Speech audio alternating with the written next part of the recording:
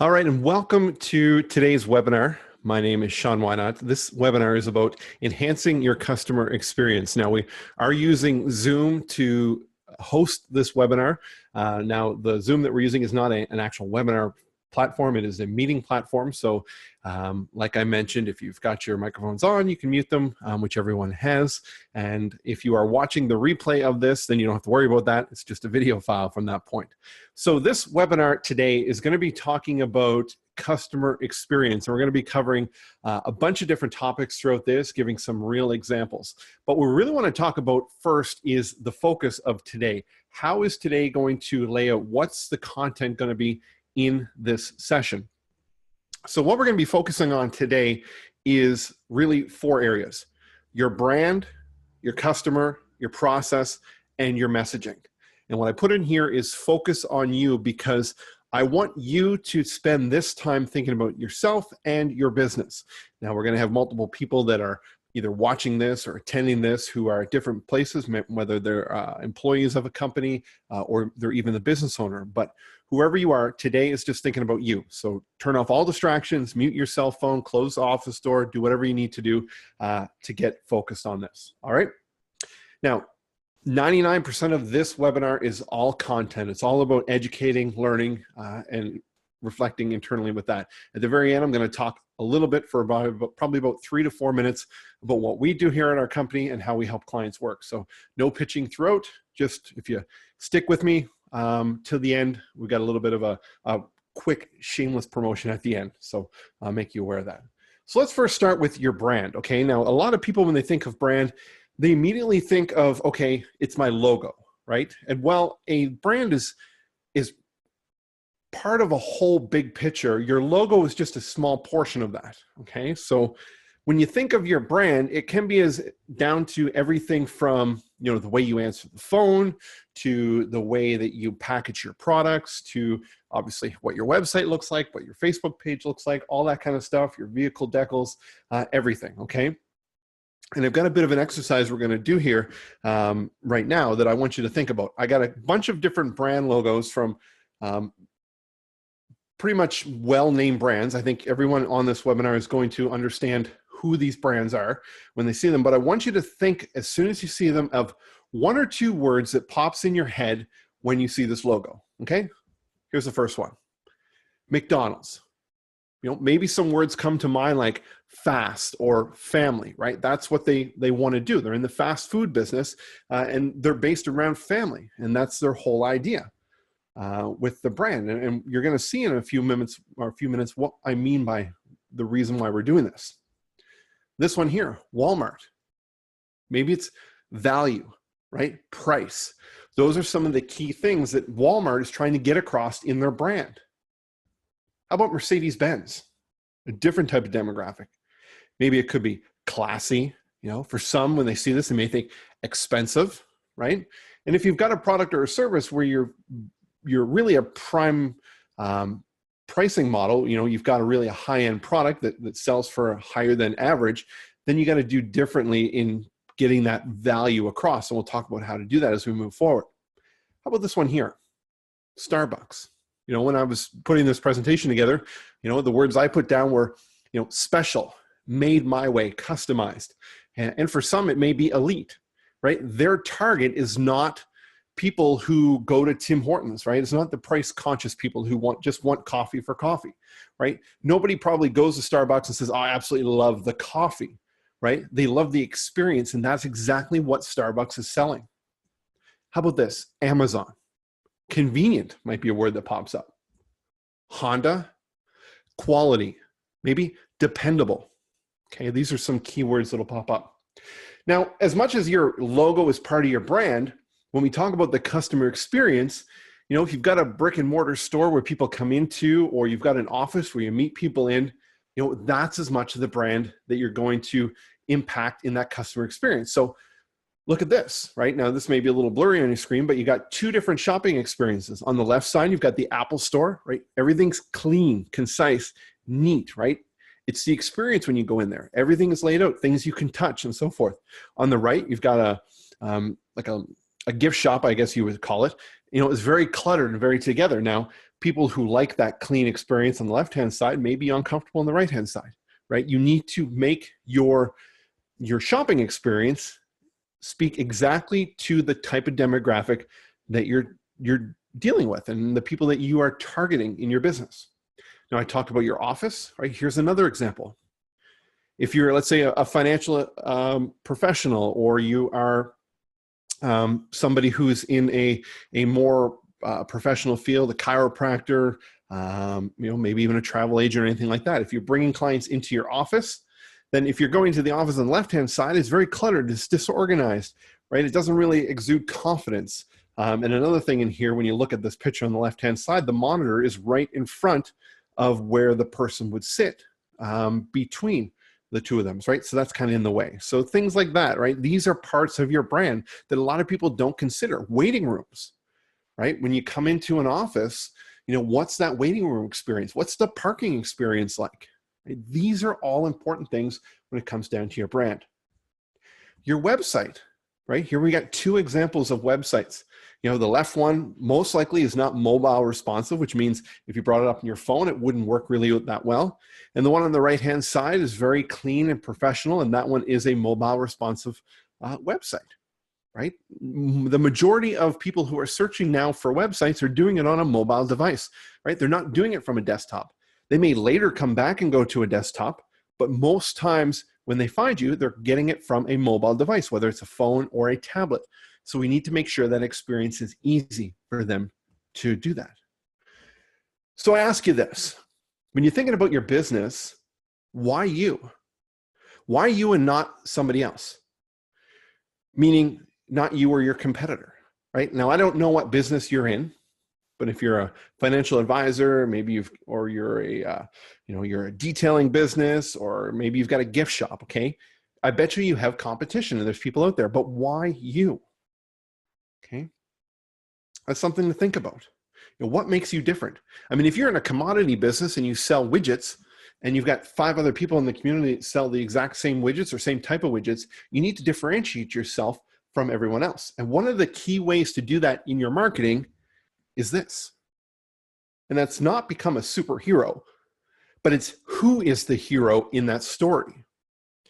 We tend to, when we market our business, spend so much time talking about us, right? This is who we are. This is our history, right? The reality is that the consumer, when they initially are trying to figure out a solution to their problem, they don't care who you are. All they want to know is, can you fix the problem I have? Right? So we tend, when we go out and we do our website and people come to our homepage, we spend a lot of time putting on, a picture of our business, or, here's our bio and things like that. When in reality, that's not what people are looking for. They're looking for them to be the hero. And you need to position yourself as the guide, okay? Now, if you're familiar with some of the iconic movies that are out there, The Karate Kid, Rocky, Lion King, all of these movies have guides, right? You got Mr. Miyagi from The Karate Kid. He was the guide that taught the Karate Kid how to do what he needed to do. Mickey, the coach for Rocky, he was the guide. The hero was the Karate Kid, it was Rocky, it was Simba, right? Mufasa being the guide in that. You and your business need to be the guide for your customer. They have a problem, you have a solution, you're going to guide them to solve that problem. And the reason that I like to emphasize this with movies is because it all comes down to one thing, the story. We are ingrained as human beings to be attracted to stories.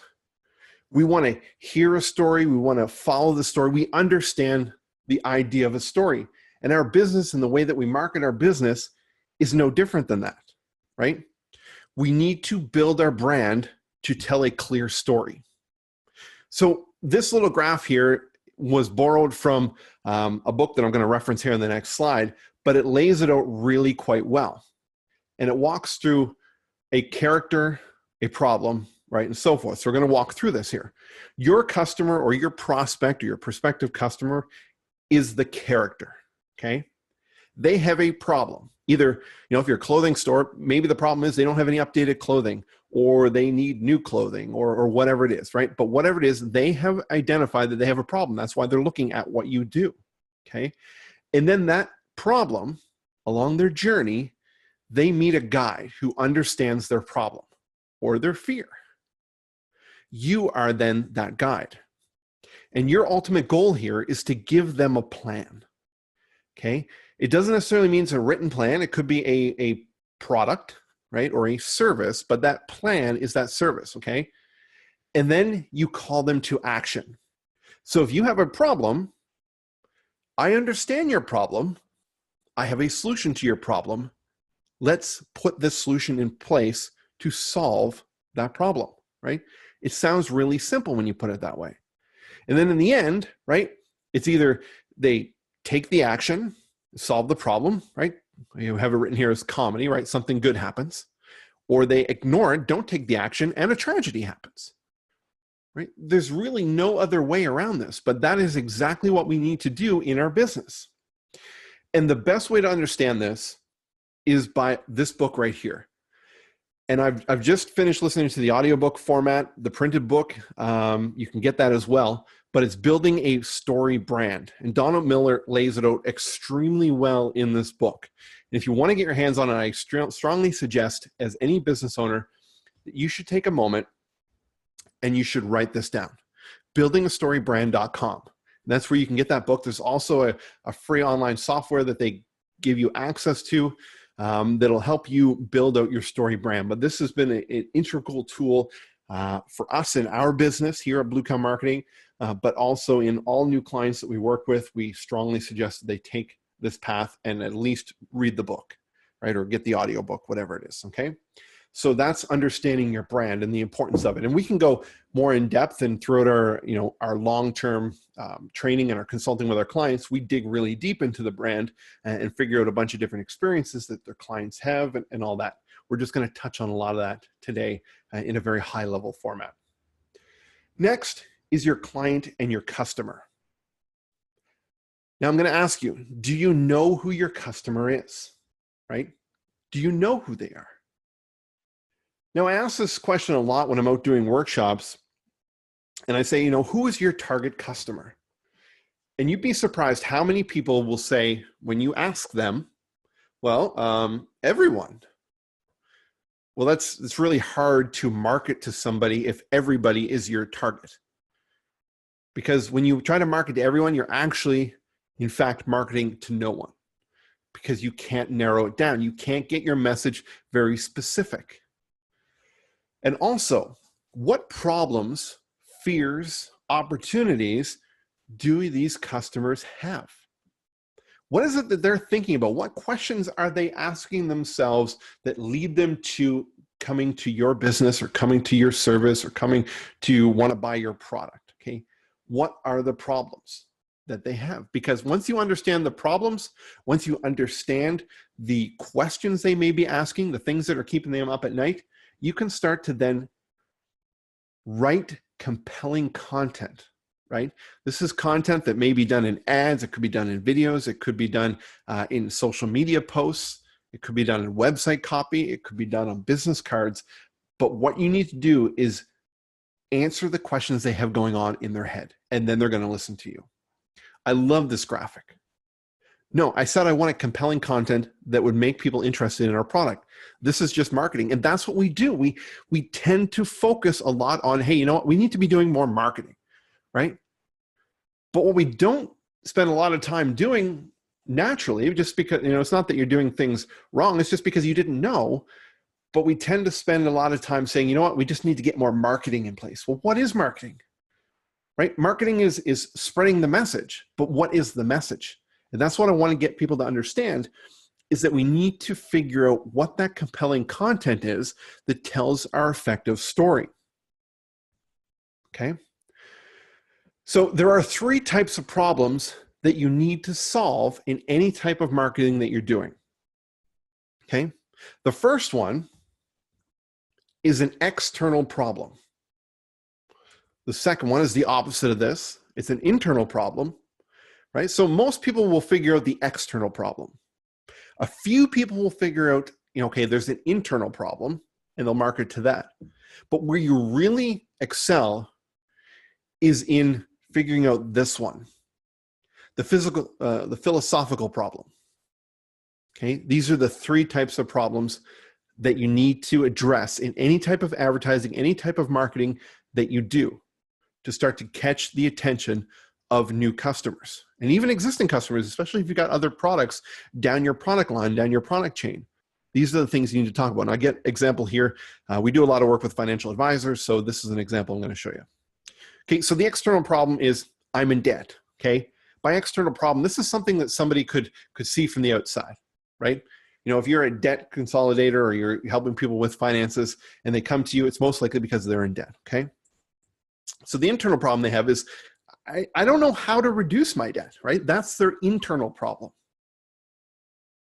And then the philosophical problem is, you know what? I work hard and darn it, I deserve to live the life that I want, right? And that philosophical problem, if you can hone that and figure out what that is for each of your products or services or to your customers, and you talk to that in the different type of copy that you write or the ads that you run, you will catch the attention of people more so than your competitors who are trying to sell the exact same thing, right? And that right there is what we focus on a lot in the work that we do with our clients, is finding out that philosophical problem that the clients have. And it all comes down to experience. So when I talked about why you need to figure out the philosophical problem. But what makes it different? It's the customer experience. And I'm going to tell you this story right here. Now, if you've ever seen anything else that we've done here, I've told this story at live events, and I've told this story in a couple other videos, but I'm going to tell it again here. I grew up with, I grew up with my grandparents. My grandfather passed away when I was, I think I was six or seven. I don't remember exactly, but he had a TV repair business, and it was in our house. And I remember going out and sitting in his shop, helping him, well, I guess not helping him, but sitting there while he repaired TVs. And the one thing that I always remembered was that when the TV was done, people didn't just come and pick up the TV. He would deliver it back to their home. And it wasn't that he would just show up at the door and say, oh, here, Mr. Johnson, here's your TV, here's your bill, see you later. No, we would go in, we would deliver it, we'd take it in, we'd set it up, but we would spend upward of an hour to 2 hours there. And it wasn't that we were there talking about the service that was done. It was that we were part of the experience, and he was more so. He knew each and every one of their clients, that he had this friendship, this bond, right? So it just led to being on site for that much time, right? And that was part of the experience back then. And that story sticks with me because that's the type of stuff that I try to put into my business, is that my customers are not just numbers in my database, right? These are people that I know and I get to know. All right, and we build long-term relationships, and that's what we need to do. People need to feel special, right? You look at that Starbucks idea. You know, people go in there because they feel special and it's customized. And there's ways to help you keep your information organized so that you can help enhance that experience and make it seem like you know more about clients, especially if you've got a high level of clients coming through. You know, we've got other clients who, when somebody comes in for a meeting, they ask them what they want in their coffee, if they want coffee or tea. And then they note it. They put it into their CRM. So the next time they come in, they already know what their preferred drink of choice is for the next meeting. And then they just provide it to them, right? It's a customized experience. And that's where you need to really focus in your business, is all about customer experience. And we'll show you here how this all plays out. This graph right here, the most exciting business opportunities, outlines, 5 different areas that you could focus on in your business. And it's no surprise that customer experience is the highest, right? In fact, companies who successfully implement a customer experience strategy, they achieve higher customer satisfaction rates. They get reduced customer churn. That's people who are leaving the business and not becoming customers or repeat customers. And ultimately, it turns into increased revenues, okay? But furthermore, research by American Express found that 60% of customers are willing to pay more for a better experience. And think about that. If you're in that commodity business and you're selling the same thing as somebody else, how do you be different? You do it on the experience side. They're going to pay 60% more for the exact same product or service if the experience is better, right? So what is customer experience? Well, customer experience is defined by interactions between a customer and a business throughout that business relationship, right? And an interaction, I can't speak. An interaction, it can be anything from awareness, right? So they see your logo, they see your ad, right? They hear somebody talking about you. It could be discovery. You know, that's them going and looking into your business, right? They come across your website, your Facebook page, and you know, they're seeking you out. Cultivation, advocacy, the purchase, and the service, right? I don't know how many businesses I see that spend so much focus and energy to get the sale. And then as soon as the sale finishes and completes, they're on to the next one. They forget about the client, right? The service just falls off, right? The automotive industry has already picked up on this. When I purchased a new vehicle, you're then handed off from the sales team to the service department. And that's where that relationship continues and fosters, because they understand that if they service you really well, when it's time for another vehicle, you're going to take your business there versus the person who doesn't give you the service. Or somebody you know is looking for another vehicle, they're going to refer you. So it's that service, keeping people engaged, right?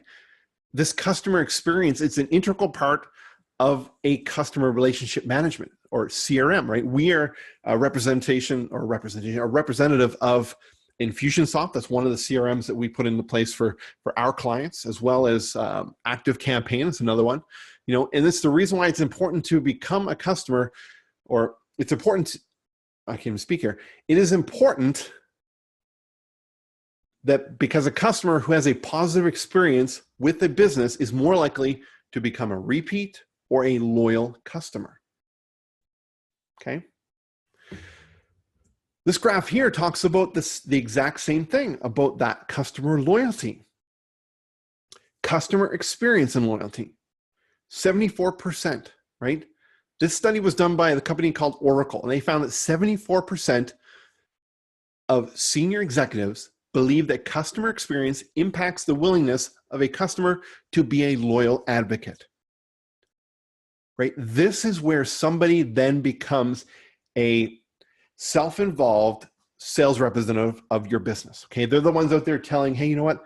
You know, I need to go and refer everybody to this business because I had a great experience. They're awesome. They take care of me. They understand me. They get me. It was the best experience I ever had. You need to go check them out. And that's exactly what you need. Right? 60% of customers have more power today than 3 years ago, right? You realize that when people come to your business, whether you're a service or a product, they are more educated about what it is that they want to buy, what the competition is, what their options are than they ever have been, because of the internet has made it extremely easy. So we can't get caught up on these sales gimmicks and trying to blow all the smoke and things like that, because people will see through it. We need to give true, honest, awesome experience. Okay. And the other two stats there are 59% customers switch brands due to poor experience, and 40% of customers are willing to pay for better experience. Okay. So let's look now at the difference between customer service and customer experience, because I know when I throw out the word customer experience to some people, they say, oh yeah, well, we do customer service. Well, you know, in most cases, a customer's first point of contact with a company is usually through interacting with an employee, right? So it's either by visiting a store or speaking to someone on the phone, right? And this gives your business an opportunity to deliver excellent customer service, right? If they're calling with a question or they're coming into the store, the better experience from a customer service standpoint, the better it is out of the gate to enhance that customer experience. Now, however, customer service is only one aspect of this entire customer experience. For example, think about this. If you book a vacation on the phone and the person you're speaking to is friendly and helpful, you know, that's good customer service. Yet if your tickets arrive early and the hotel upgrades your room, then that's a great customer experience. Okay, that's how the two are different. And we need to figure out in our business how we can do customer service and how we can do customer experience.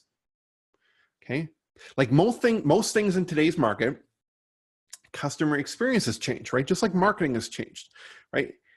it's more than person-to-person service.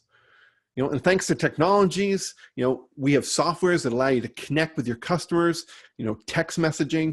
You see that in the real estate market. We implement text message for a lot of clients. If you've got a product that needs some explanation or more information, getting them the information when they need to, right? So when they come to your website, maybe there's an opt-in there for them to get a free guide or a white paper, something you developed that gives them the information they want more in depth, right? It allows you to nurture them and educate them along the way.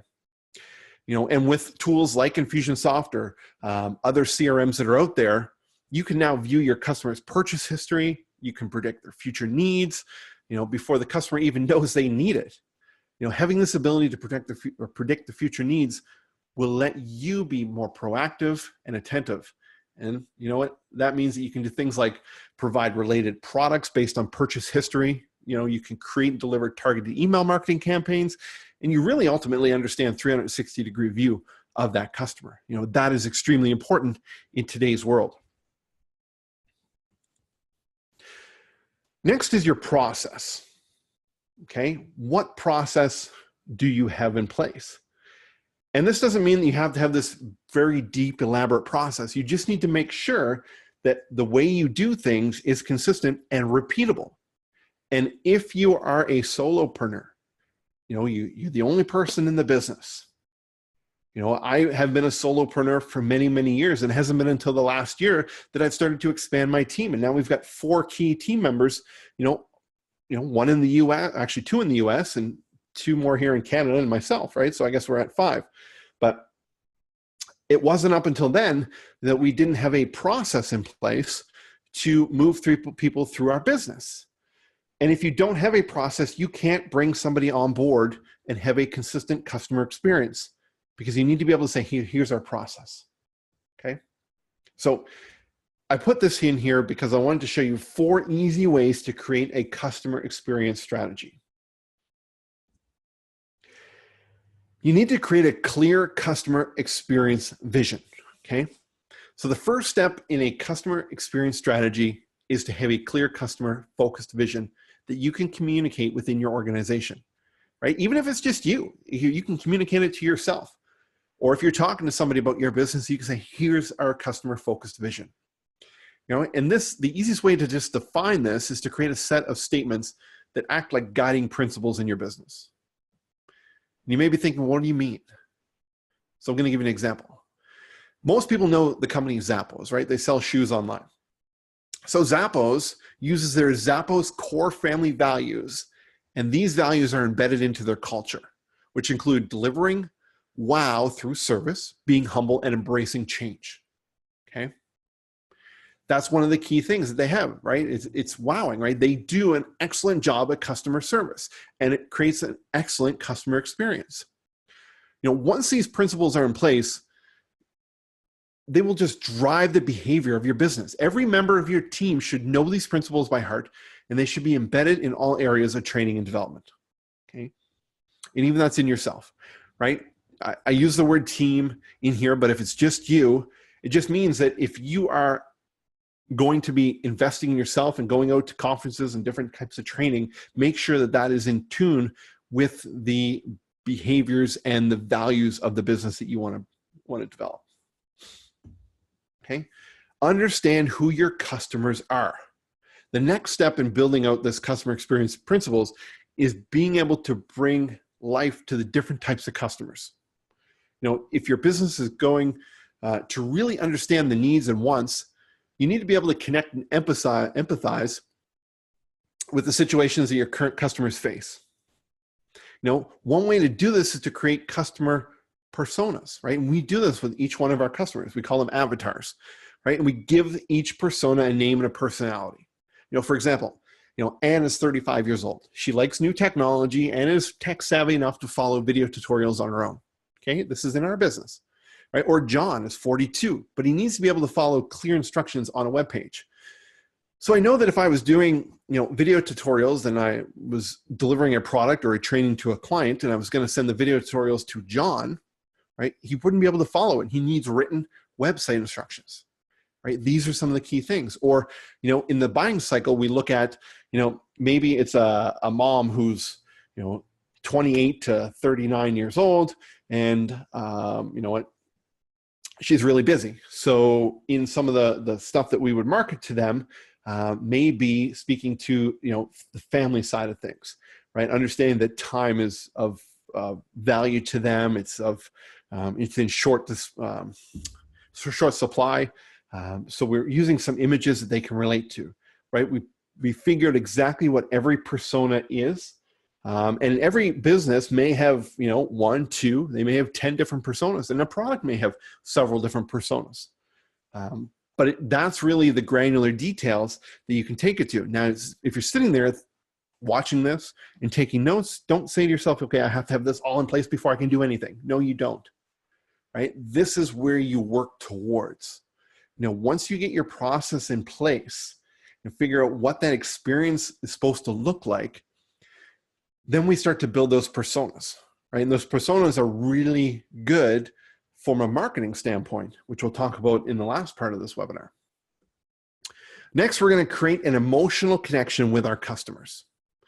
You know, you've heard the phrase before, and I'm sure you have many times. It's not what you say, it's how you say it, okay? Well, the best customer experiences are achieved when you create an emotional connection with your customer. And one of the best examples at creating emotional connections comes again from Zappos. You know, when a customer was late at returning a pair of shoes due to her mother passing away, you know, Zappos found out what happened, right? They found it out just through some communication they had with this customer, and they took care of the return shipping, and they even had a courier come pick up the shoes without cost, okay?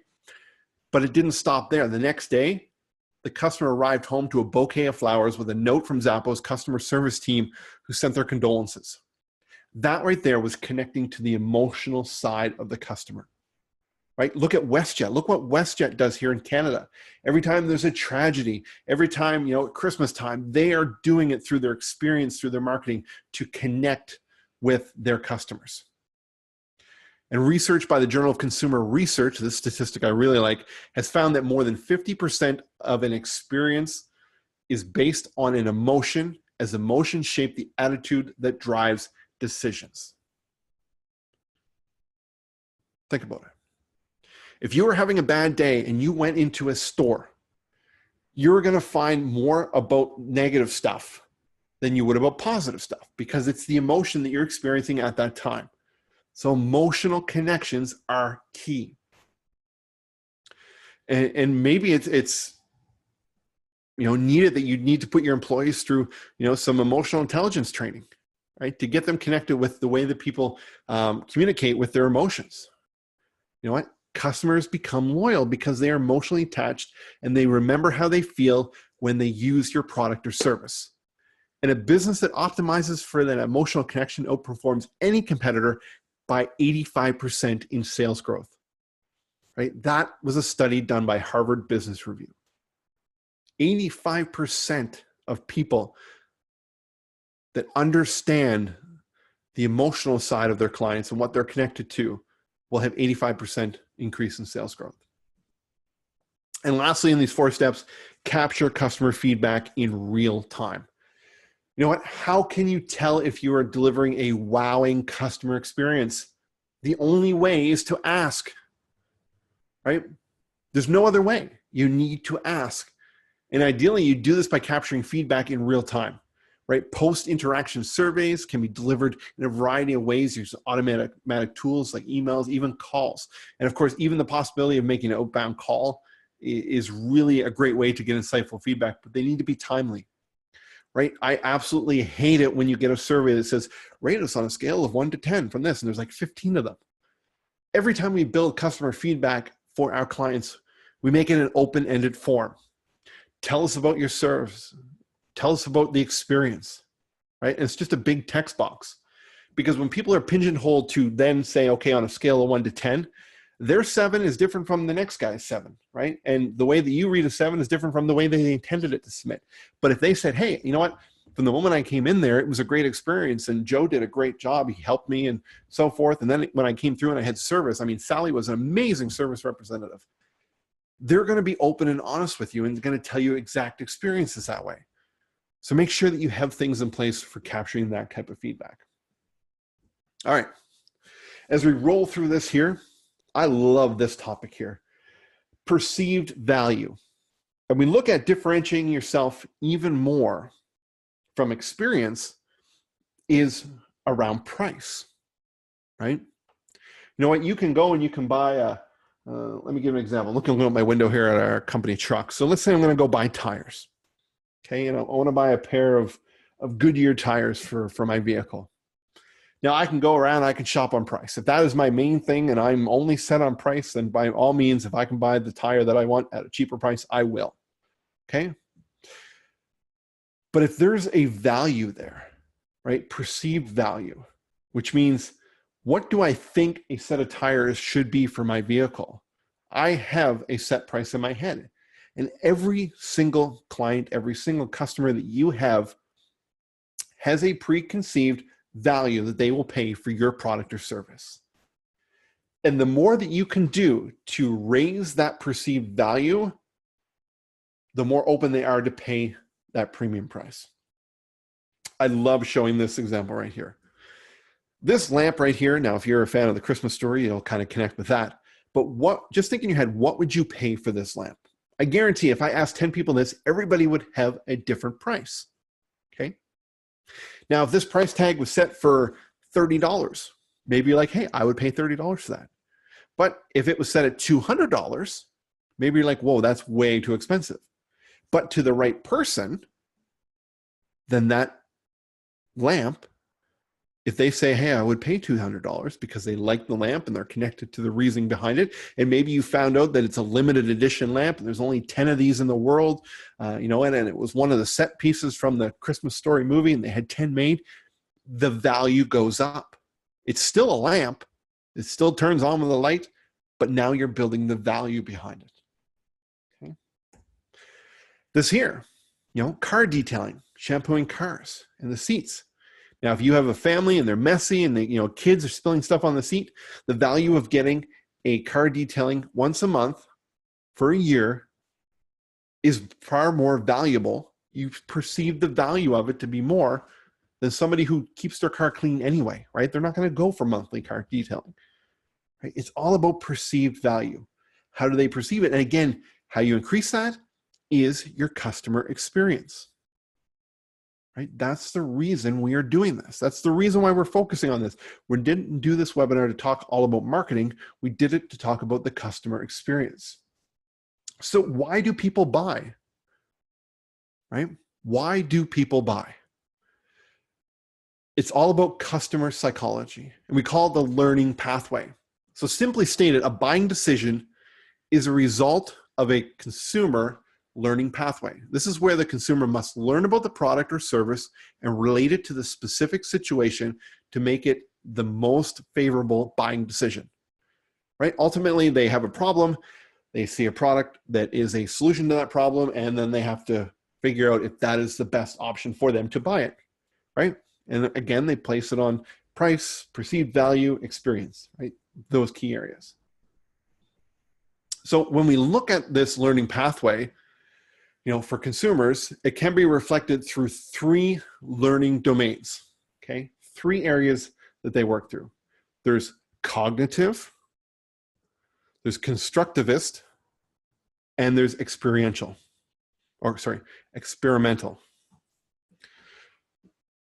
The cognitive learning is characterized by reading, writing, discussions, watching videos, etc., right? Pretty much all the marketing that you would do or advertising.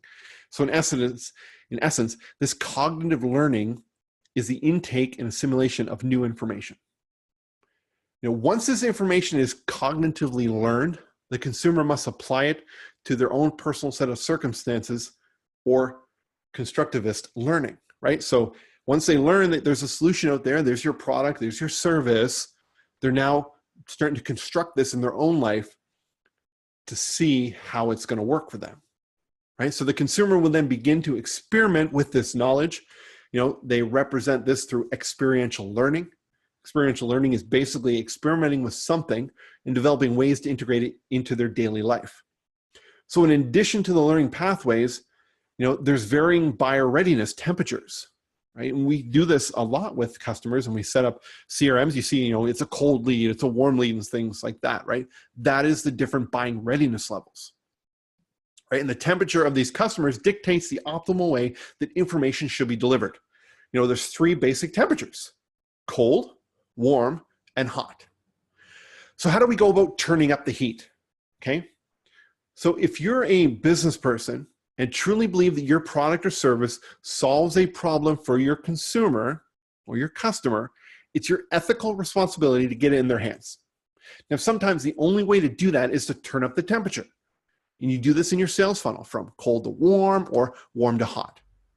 And each learning domain, cognitive, constructivist, or experiential, they correspond to the levels of buyer readiness, cold, warm, and hot.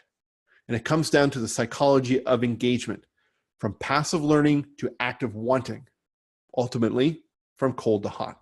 Okay, so let's look at this. Our cold customers. Our cold customers are not aware that they have a problem, right? It just doesn't exist to them, right?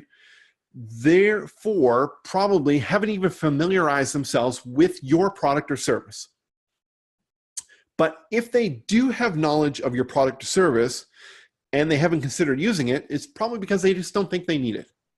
So logically, a cold customer has a very low readiness to buy. This customer is going to require a large amount of education and information to turn up the purchasing temperature and drive them to make a favorable buying decision from you. For example, a consumer who has a cold who is cold requires a large amount of cognitive information like reading, advertisements, testimonials, social support, videos, all that kind of stuff. And this purpose is to educate them about their problem and the proposed solution. It is this time that the consumer must not only learn about the product or service, but that the product or service can work for them. So when done correctly, the education of the cold consumer should ultimately shift the temperature to warm so that he or she is more engaged. Now, let's look at the warm customers, right? They're aware that they have a problem. They know about your offering as a potential solution, but they need to overcome some internal objections to buying. Objections are barriers that a consumer or client places in their own way to prevent them from buying, like price, concern about the product or service not working for them, timing, and it's just not the right time, right? I'm not going to buy it now. Those kind of things, right? So in addition, a warm customer needs constructivist support, i.e. things that make the product and service personally meaningful. This can be as simple as helping the consumer envision a future where the problem has been solved and the proposed new product or service worked for them, right? Testimonials and social proof can help with this. What I mean by that is they can see other people that you have helped who've used the product and have seen results. They can start to see it in their life, how it can work for them. That's where the warm customer goes from warm to hot.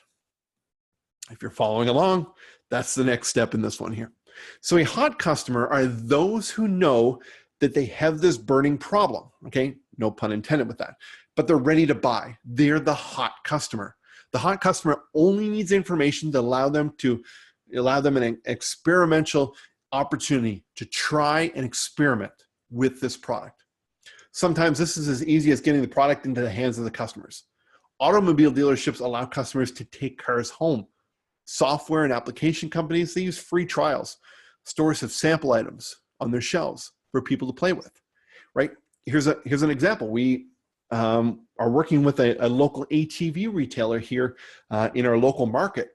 And I sat down with the business owner and I talked about, what's your sales process? So, we do some awareness marketing, but ultimately we don't give prices out over the phone or online, right? We want to, if somebody inquires by email or they message us on Facebook, we want to get them on the phone because we want to find out those needs. And then we find out what it is that they want, what the experience that they want out of owning an ATV or a side-by-side or a snowmobile. And we invite them into the store because we found that once somebody sits on one of our vehicles, it's a high chance of them actually purchasing, right? Now, they don't offer free, demo rides or, taking it for a free spin, obviously for insurance reasons, but they at least get them to sit on it. They can see it in their life, right? When they're a hot customer, that makes sense. So by allowing these customers the opportunity to try the product out, the companies are reducing the risk, that the perceived risk associated with the user's experiences are going to cause them not to, right? So when you use something, physically holding it or physically using it creates a sense of psychological ownership. And that is what makes people more likely to purchase. Okay, does that make sense?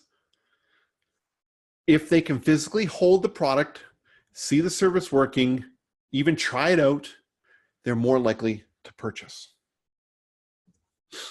And lastly in here, just before we wrap up for the day, your messaging. And we call this marketing, okay? We didn't want to put in there marketing, but we're going to call it messaging. Now, over the years, I've worked with a lot of different clients who are just focused on, okay, we need to grow our business, we need to scale our business, so we need to do more advertising, more Facebook messaging, we need to do all this kind of stuff, right? But really, you're just putting lipstick on the pig, right? It's not going to make it work unless you understand what makes your messaging different. And I found this statistic, and it was really quite impactful because I know it was a really high number. But since the 1960s, people have been exposed to as many as 5,000 advertising messages per day. So how the heck do you stand out? That's like a huge number that people are bombarded with. And that's the reason why spam filters are in place and people are blocking advertising and they're skipping commercials with PVRs, right? It's because we're trying to be sold to, sell, sell, sell, sell, right? We need to educate. We need to position ourselves as the expert.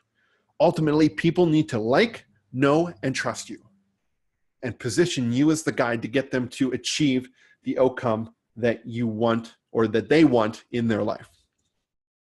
So when it comes to your offering, there's really 4 different types of messaging, right? You've got your engagement messages. And so these are the things around, what are the issues that are going to get their attention? What problems of theirs can you solve? And once you pique their interest and they start to look at you and investigate who you are, then you talk about, here's the problems that you have. And then you go into the solution messaging, right? So this is the criteria that must be met to address the persona's problem or the person who's seeing it, right? You're starting to explain how you solve that problem. And then we reinforce that message even more. We describe your solution and how and why it is the best option for addressing the solution criteria.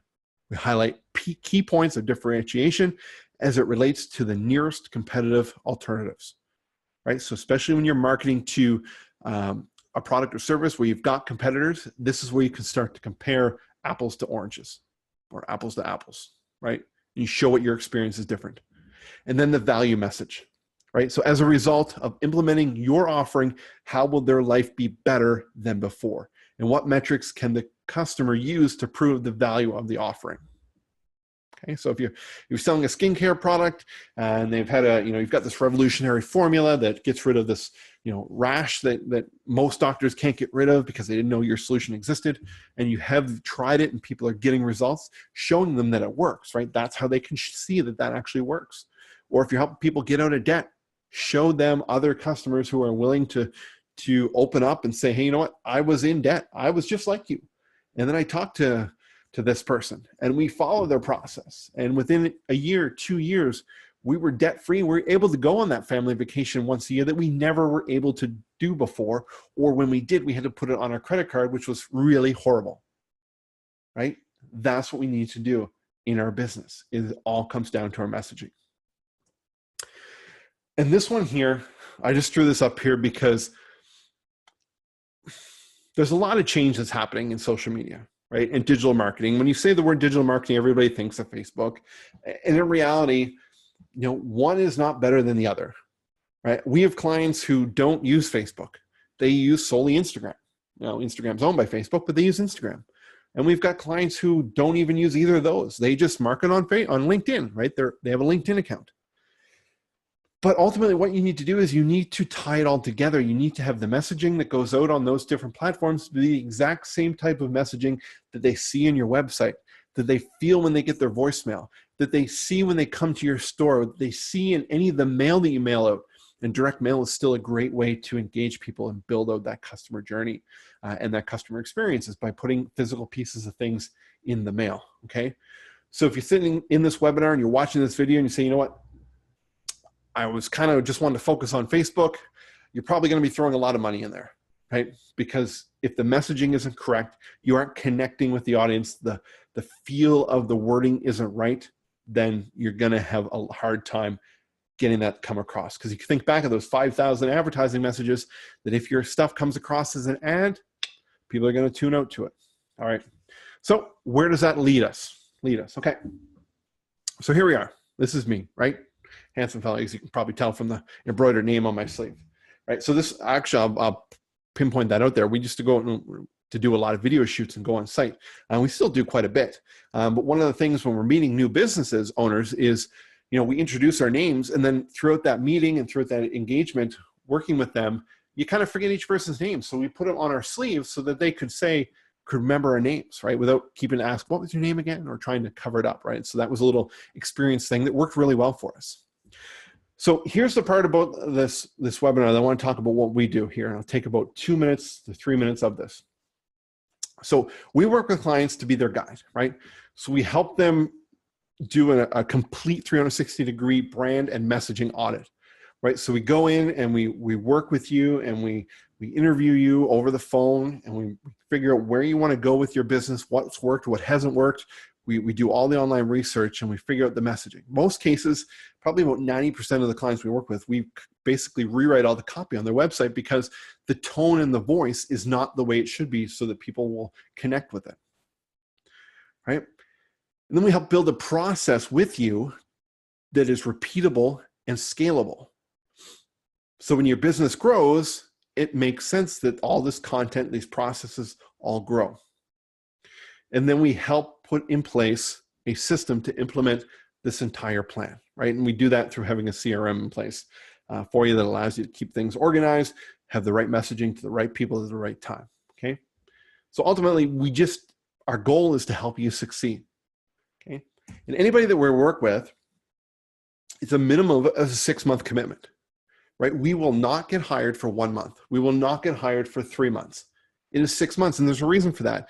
Is it takes time to build that relationship, and it takes time to understand your business, your customers, and do some things like called split testing and running out some messages and making sure that people can relate to it and see what works and what doesn't work, right? Because none of this is an overnight success. And if you ever were told that it could be, you were falsely informed, okay?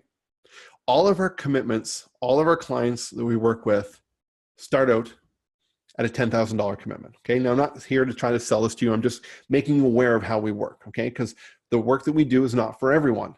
And it may be self-identified that it's not for everyone, but we want to make sure that what we do could help you. And we do that through a free consultation process, right? We get on the phone and we talk through your business. What it is that you would like to change, what's not working, what are some of the pains, what's keeping you up at night, those type of things. And then we make a recommendation whether that type of commitment is viable for you. And if there's a budgetary issue, there is a government program that can help pay for that. And we've got connections with all those, and we are compliant with all that. We have clients that go through the government, Canadian Job Grant is what it's called, to help offset that cost. So that is my little shameless offer at the very end of this webinar. Hopefully you got some information out of this that you can start to implement in your business. But by all means, write down that website address if you want to book it. It gives you availabilities on my calendar that I'm free, that you can book that online. And thank you very much for taking the time out of your day to watch this webinar. Listen to me ramble on for about an hour and be part of this here learning experience. So have a great rest of your week. And again, thank you very much for spending your time with me today.